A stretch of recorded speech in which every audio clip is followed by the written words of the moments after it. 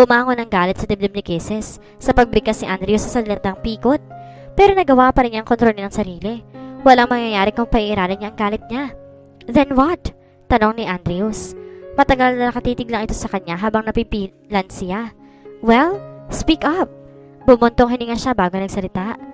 I am pregnant, Andrews. 7 weeks. At ikaw ang ama nito. Wala akong ibang karanasan maliban sa'yo at alam mo yan. Nawala ako since that night in your townhouse.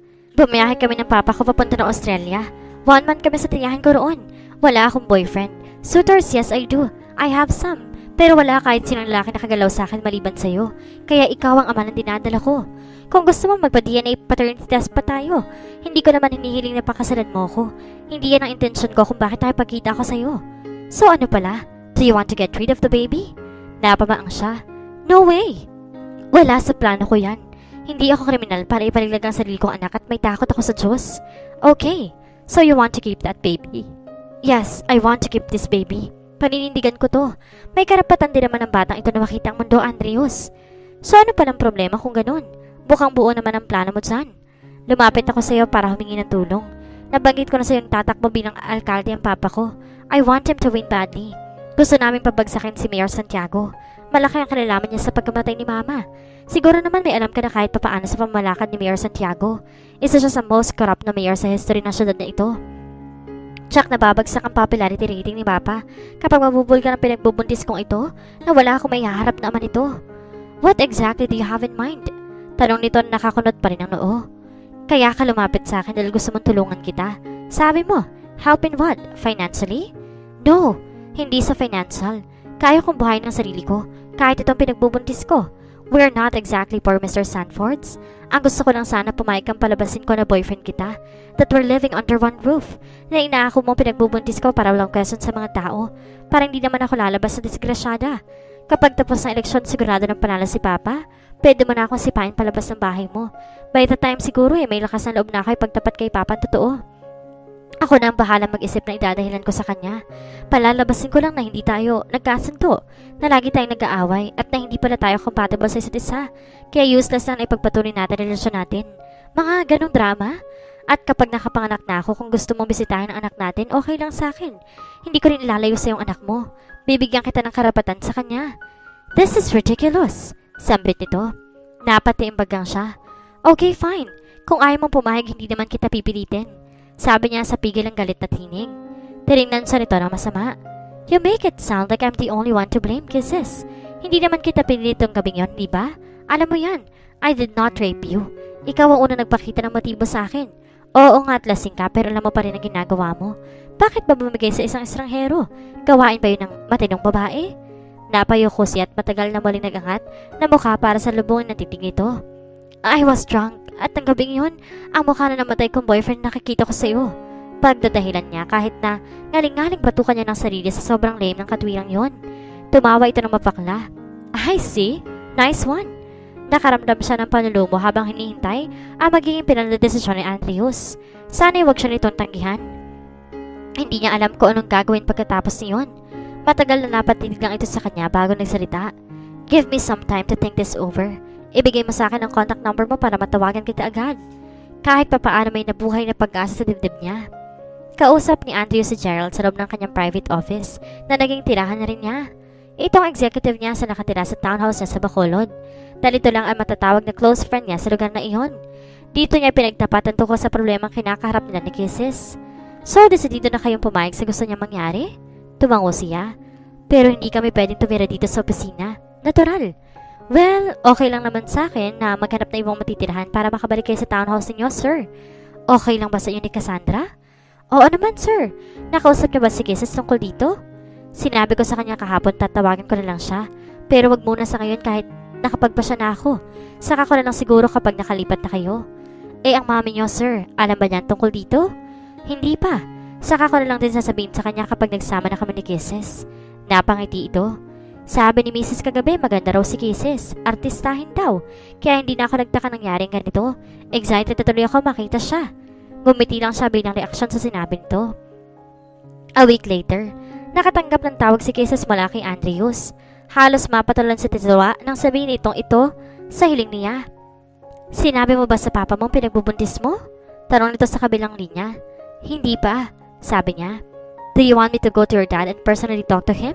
Natigilan siya. Well, oo sana. Pero bago yan kailangan makipag-usap muna tayo kung paano natin sasabihin kay Papa. Kailangan palabasin natin na matagal na tayo may relasyon bago nangyari ito. Of course. So anong gusto mo? Pupuntan mo ako dito sa office o magkikita na lang tayo sa ibang lugar? Pupunta na lang kita dyan bukas ng umaga. Okay, I'll see you then. Kinabukasan, 10:00 pa lang na umaga nasa SSM Tower na siya. Ngumiti si Janelle na makita siya. Hi ma'am, kisses? Bati nito. Pasok ka na sa loob ma'am, naghihintay na si sir. Pagpasok niya sa loob ng private office na abutan niya si Andrews na nagkakape sa couch. Hi, bati niya. Hi kisses, coffee? No thanks, bawas caffeine ako. Alam mo na. Bahagyang hinaplos niya ang kanyang katawan. Oh, natigilan nito sandali. Okay, maupo ka. Tumalima siya. Lumapit na sa bahay sina Cassandra at Gerald. Sabi nito, pinalis mo sila ron? Napamaang na tanong niya. Hindi naman sa ganun. Kung hindi nangyari to sa'yo, dito ko sana sila patitirahin. Dito kasi talaga ako nakatira sa tower. Pero hindi naman kasi pwedeng itira dito. Lalo't buntis ka. Mismong sila Gerald at Cassandra na nagboluntaryo na maghanap ng ibang manilipatan. Sagot naman ang kumpanyang accommodation sa kanila kaya walang problema. Doon tayo titira sa townhouse ko. Ewan ko natatandaan mo pang loob nun pero may 2 kwarto roon. Pwede mo namang gamitin yung isa. Naipaayos ko na yun. May kama na rin at nakabitan na ng aircon. Napatango na lang siya. Kinausap ko si Janelle baka kako may mai-recommend siya na maging katulong natin doon. Naku, wag na. Mabilis pang tanggi niya. Why not? Hindi tayo pwedeng kumuha ng katulong Andrews. Mahirap na. Baka malaman ng maid ng turing na setup natin. Kailangan tayo lang ang nakakaalam ng tungkol dito. Pero hindi pwede. Sino gagawa ng mga gawaing bahay? Sino maglalaban ng mga damit natin? Ang maglilinis ng bahay at ang... Ako! Napakunot noo ito. Are you sure? Sanay ka ba sa mga gawaing bahay? Hindi masyado pero marunong naman ako kahit pa paano. Besides, pwede tayong kumuha ng tagalinis, etc. The rest of the week kaya na siguro mga gawain. Nakikita ko rin naman kung anong ginagawa ng mga katulong sa bahay. Hindi naman ako sanay ni mama at papa na senyorita ako sa amin. Saka may alam din ako sa pagluluto kahit pa paano. But you're pregnant. Mahirap na ako ikaw mapapagod sa pagtatrabaho. Hindi madali maglabat maglinis ng bahay, kisses. Madali lang naman yun. Basta wag ka nang kumuha na makakasama natin sa bahay. Napabuga ito ng hangin. Okay, ikaw ang bahala. Marami pang sinabi si Andrew sa kanya. Tinalakay nila ang mga dapat nilang sabihin sa kanyang ama kapag nakaharap na nila ito. Bago siya umalis sa opisina ni Andrews, binigyan niya rito ang address ng kanilang bahay. 7:00 raw ng gabi ay darating na ito roon. Tila naiinip ng ama ni Kesa sa paghihintay. Anong oras baka mo darating ang boyfriend mo? 7, Papa. Umupo siya sa gilid ng kama nito. Nakaharap ito sa isang stool na katabi ng kutokador. Okay, sabi nito. Saka napaisip bago muling salita. Medyo nininervyos ako sa pakikipagharap ko ito sa boyfriend mo. Anak, kung sana'y nakilala ko na siya noon pa, baka hindi ako ganito ka-tensed. Hanggang ngayon, parang hindi pa rin ako makapaniwala na boyfriend mong Andrew Sanford na ito. Well, wala naman akong tutol sa inyo, lalo pat alam ko naman na descending tao sa Sanfords. Ngumiti siya ng spirit. Sorry kung inilihim ko sa'yo ang relasyon namin ni Andrews pa. Kwan kasi, Carlo just died. Ayoko namang isipin niya na ang bilis na ko siyang napalitan. Napakagat labang pagsisinungaling niya. Hindi lang dito siya nagkakasala, kundi kay Carlo na rin. Ano pa nga ba magagawa ko? Mabuti naman at makilala ko na rin siya. Bago mag-7 dumating si Andrews. Humanga si Kesa sa kagwapuhan ng binata, kahit na simpleng polo shirt at faded jeans lamang ang suot nito. Silang mag-amas mismo ang sumalubong dito sa may sala. Nagulat pa siya nang bigla siyang lapitan nito at halikan siya ng mabilis sa labi. Hi honey! Nakangiting bati nito sa kanya. Mabuti na lamang at mabilis siya nakabawi. Hello honey! Tugon niya. Pa, si Andrews. Andrews, papa ko. Nagkamay ang dalawa at nagpalitan ng pleasantries. Pagkatapos ay umupo na sila. Magkatabi sila ni Andrews sa sofa habang nakaupo naman sa single chair ang kanyang ama. Naakbayan siya ni Andrews ay tarantara naman siya. Bahagya pa nga siya napapitlag pero hindi siya nagpahalata. Ayaw niyang may mahalata ang kanyang ama. Tito, may sasabihin ho kami ni Kesa sa inyo. Paunang sabi ni Andrews. Eto na, kinakabang sabi niya sa isip. Gusto kong hingin ng basbas ninyo para magsama na kami ni Kisses. Buntis ho siya. Napang ang kanyang ama, saka marahas na bumaling sa kanya. Buntis ka? Yes, Papa, sagot niya. Halos mabingis siya sa lakas ng pagkabog ng dibdib niya. 2 months na. Kay Andrews naman ito tumingin. At anong balak mo, Andrews? Pakakasalan mo bang anak ko? Opo, tito. Yan talagang plano ko. I mean, plano namin ni Kisses. Hahanap lang kami ng magandang tiyempo. Pagkatapos siguro ng eleksyon, ay naman namin isabay ang paghanda para sa kasal namin habang busy kayo sa kampanya. Napagkasunduan namin ni Kisses na after election na lamang. In the meantime, gusto kong tumira muna kami ni Kisses sa townhouse ko kung okay lang sa inyo, tito. Matagal na hindi nakaimik ang kanyang ama. Maya-maya na sa punitong noo. Sus Mariosep, kayong mga bata talaga. Nakakabigla kayo. Nagkatinginan sila ni Andrews. Ano pa nga bang magagawa ko? Sabi ng kanyang ama. Nakahinga siya ng maluwag. Nag-e-emote si Aya Lourdes habang tinutulungan nito si Kisses sa pag-empake ng mga gamit niya. Maninibago ko tiyak pagising ko sa umaga na wala na akong ipaghahain ng almusal. Hindi na kita mamamasahe kapag sumasakit ang likod mo sa gabi. Yaya, hindi naman ako masyadong lalayo. Huwag nga kayong OA. Halos 10 minutes lang layo ng tao sa Andrews dito. Sabi niya. Mapapadalas pa rin ako dito, baka nga sa umaga. Narito ako habang nasa trabaho si Andrews. Kahit na, iba pa rin siyempre yung araw-araw o kaya oras-oras narito ka. Baka kasi hindi na lang si Andrews na lumipat dito. Hindi ko papayag yun. Ma-pride kasi, sabi niya. Napahinto ito sa pagtutupi ng mga damit at saka tinitigan siya. Kailan mo ba naging boyfriend yan si Andrews na yun?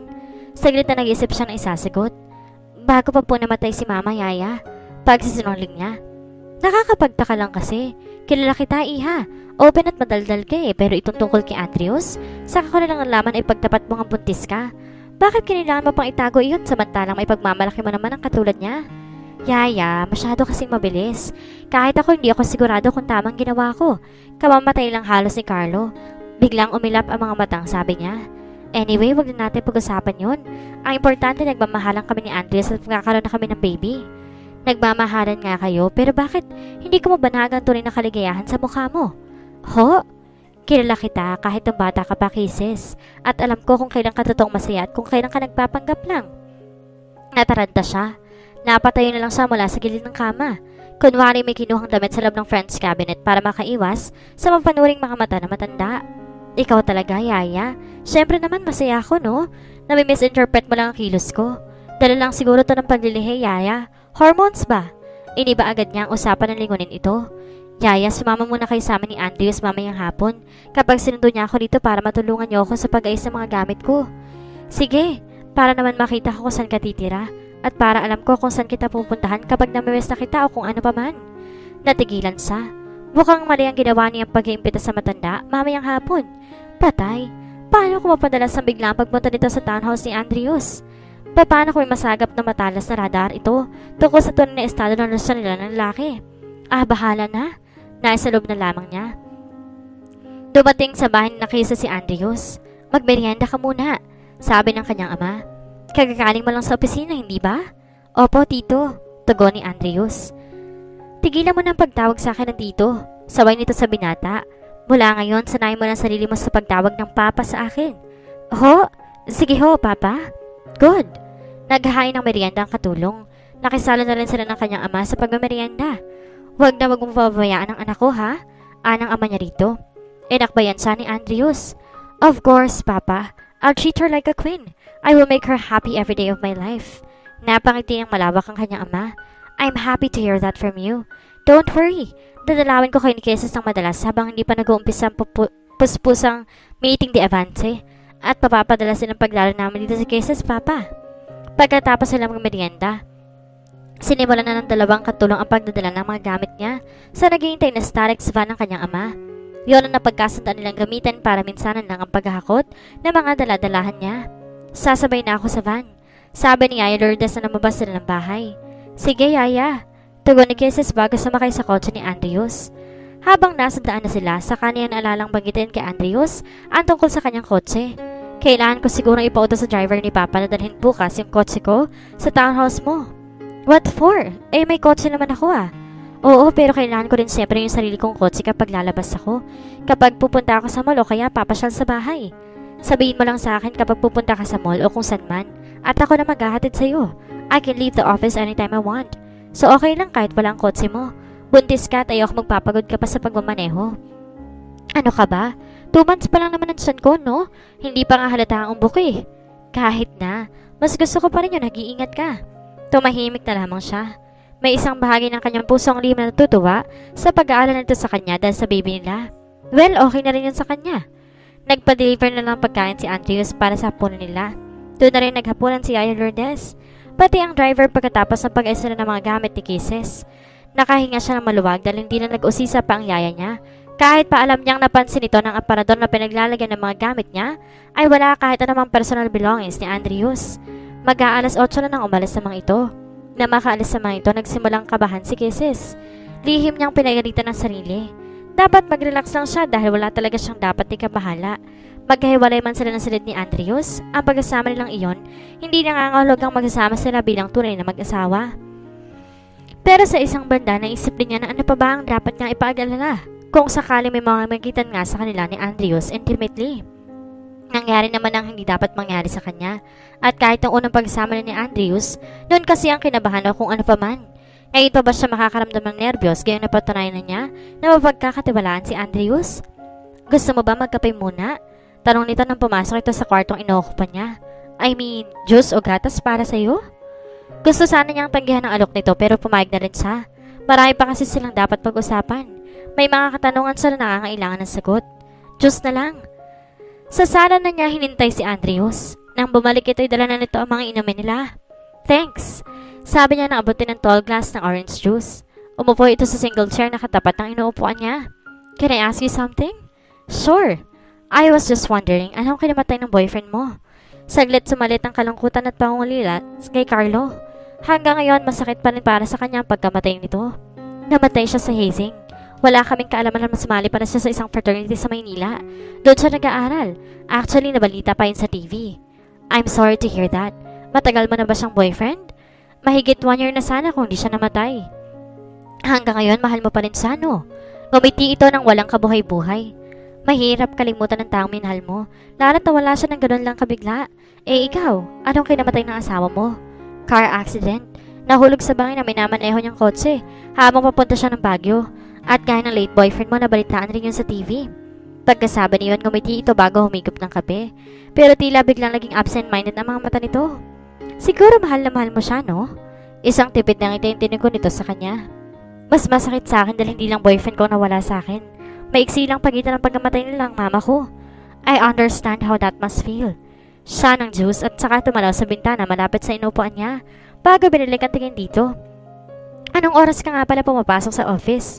Around 8:30 dapat nakalis na ako dito. Bakit? Para alam ko kung anong oras ako gigising araw-araw para makapagluto ka ng breakfast mo bago pumasok sa trabaho. Napangiti ito. You're going to do that? Of course. Talaga? Oo naman. Bakit pa parang gulat na gulat ka at di ka makapaniwala? Well, that will look like we're really husband and wife kapag gumising ako sa umaga at may nakanda ng almusal sa mesa. Don't you think? Hindi na rin niya napigilang umiti. It is my way of saying thanks dahil hindi mo ako tinanggihan sa pinakiusap ko sa'yo. You don't need to thank me. May responsibilidad din naman ako sa'yo. Mas hindi ko matatanggap kung inililihim mo sa akin yan. Ngumiti na lang siya bilang reaksyon sa sinabi nito. She was very glad indeed. Maagang nagigising sa umaga si Kisses mula nang tumira siya sa bahay ni Andrews. Dumiretso siya sa kusina para magluto ng almusal nito. Alas 7 ito nagigising at kapag nilalapitan na siya nito sa kusina, inihahanda na niya agad ang kape nito. Nagsasalo sila sa almusal at eksaktong alas 8:30, umalis na ito para pumasok sa trabaho. Sa buong araw na nasa trabaho ito, halos oras tinatawagan siya nito sa telepono para kamusta nito tanong kung ano ang ginagawa niya. Palagi rin itong pinapaalala na huwag niyang kakaligtaan na kumain sa tamang oras. Saka pinag-iingat siya sa pagkilos sa loob ng bahay. Lahat ng mga simpleng pag-alala ni Andrews ay nagdudulot ng kasiyahan sa puso niya. Everything was going on smoothly. Wala siyang nasisilip na problema. Mabait at maalalahanin si Andrews. Medyo halata ng tiyan mo. Sabi nito isang umaga habang pinagmamasdan siya habang nakatayo siya sa kitchen counter at nagtitimpla ng kape nito. Oo nga eh, tugon niya. Let's go shopping this Saturday. Kailangan mo mamili ng maternity dress. Oo, sige. Shopping tayo sa Saturday. Pagdating ng Sabado, maaga pa'y nasa Robinson's Place na sila. Bukod sa maternity dress, namili rin ito ng house dress para sa kanya. Pati na mga flat sandals at damit na pang alis. Iba pang natatawa nang kunin ito sa rakang isang pulang bestida. Saka lumapit sa kanya. I think this dress will look good on you. Pinasadahan niya ng tingin ng damit. Ikat iyon at medyo tight fitting sa bewang. Naku, hindi ko na masusuot yan. 30 ang waistline ko. Pwede mong isuot ito kapag nakapanganak ka na. Nako, matagal pa yun. Wag na. I insist, sabi nito. Andrews? Shh! Napailing na lamang siya. Inabot sila ng halos maghapon sa loob ng mall. Hindi maganda o gaga si Andrews sa kakabitbit sa mga pinapili nila. Akin ka nga, iba? Sabi niya. No, kaya ko na to. Bago sila umuwi, dumaan muna sila sa isang pizza parlor at nag-order to ng family-size pizza. Yun ang hapunan nila habang kontentong nanonood ng TV. Kahit walang masyadong alam sa gawing bahay, hindi naging mahirap para kay Kisses ang kampanan ang lahat ng mga iyon. Lalo pat dadalawa lang sila ni Andrews. Sa paglalaba, wala ring problema dahil may washing machine at dryer. May vacuum cleaner din kaya hindi siya hirap sa paglilinis. Alas 6 ng hapon, nabala na sila sa paghanda ng pagkain para sa hapunan. Maya-maya lang paparating na si Andrews. Sinigang na baboy ang naisipan niyang iluto. Tumawag na siya kay Yaya Lourdes at nagpaturo kung paano iyong lulutuin. Sana lang magustuhan iyon ni Andrews. Kasalukuyang binabalatan niyang labanos sa aksidenteng dumulas ang kutsilong hawak niya. Napasigaw siya na makitang dumudugong ang kaliwang hinalaki niya. Shit! Sambit niya. Nataranta siya dahil hindi niya alam ang kanyang gagawin. Naiiyak na umupo siya habang nakatingin sa nahiwang daliri niya. Iyon ang eksenang natatanda ni Andrews. Lumapit agad ito sa kanya. Kisses, what up? Natigilan ito at napatingin sa kanyang daliri. Shit, may sugat ka. Nag-aalalang sabi pa nito. Binabalatan ko kasi yung labanos. Come here. Ilalalayan siya nito sa pagtayo at saka inakay patungo sa lababo. Pinuksan nito ang gripo at sinaho doon ang kanyang daliri at saka banayad na hinaplos ang sugatang daliri niya. Nang matiyak na malinis na iyon ay saka niya pinabalik ito sa inuupuan niya. Hintayin mo ako rito. Patakbong lumabas doon ng kusina at pabalik. May dala nitong first aid kit. Gagamatin ko ang sugat mo, sabi nito. Naging mabilis ang pagkilos nito. Naglabas mo nito ng cotton ball at pinuhusan niyo ng agua oxygenada. Saka banayad din ng pesa daliri niya. Napapikit siya. Ramdam na ramdam niya ang pagsuyo sa bawat paggalaw ng palad nito. Ingat na ingat ito sa ginagawa. Nang dumilat at napatitig siya dito, may nabuhay na kung anong kakaibang damdamin sa dibdib niya para sa ama ng pinagbubuntis niya. Isunod dito ang pagpapahid ng betadine at ang huli, tinapanan nito ng bandage ang sugat niya. There, okay na. Anito sa kang humiti. Mamayang gabi bago ka matulog, lilinisin ulit natin yan. Tumango siya. Maraming salamat, Andrews. You're welcome. Tugon nito saka tumayo. Maupo ka lang dyan. Ako na magpapatuloy ng niluluto mo. Wag na. Mabilis sa tutol niya. Kaya ko naman ang tapusin yan eh. No, tanggi nito. I'll do it. Ano bang lulutuin mo? Sinigang na baboy. Hindi ako marunong nun. Turuan mo na lang ako kung paano lutuin. Sige. It was one of the nicest, most romantic dinners Kisses had ever had. Para sa kanya, yun ang pinakamasarap dahil pinagtulungan nila iyon ni Andrews. Niyaya ni Andrews sa Palmas del Mar si Kisses nang sumunod na linggo. Isa iyon 5 A's Resort na nasa baybayin ng dagat. May 3 swimming pool na maaaring mag-swimming doon at may mga jacuzzi rin. Pwede mag-relax sa mga guests sa 2 jacuzzi na para sa intimate o kaya ay malalaking grupo. Bukod doon, marami pang ibang activities ang ni-offer na resort para sa mga guests gaya ng boating, fishing, billiards at table tennis. Nang mag-check-in sila, tumutol agad siya nang kumuha ng 2 silid si Andrews. 1 suite na lang i-occupy natin, sabi niya. Kumunot ang noon nito. Sure ka? Ngumiti siya. Nakakalungkot naman kung mag-isa lang ako sa room. Boring. Kumuha ka na lang ng suite na may 2 kama. Deal. Ang Marbella Suite ang kinuha ni Andrews. Isa iyon sa 4 na premier suite sa resort na nagkakahalaga na halos 5,000 piso ang isang araw. May 2 malalaking kama ang suite na iyon. May living room at kompleto rin sa gamit. Sana lang hindi tayo magkailangan kapag magkasama na tayo sa isang kwarto.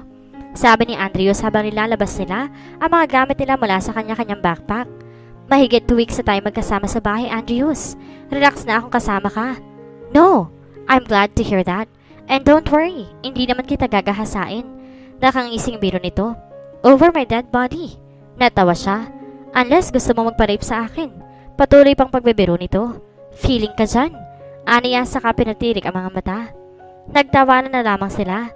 Para kay Kisses, masasabi niyang matalik na kaibigan niya si Andrews ngayon. Natutuwa siya sa friendship na nabuo sa pagitan nila. Sa nakalipas 2 linggo, naging maayos ang lahat sa kanila.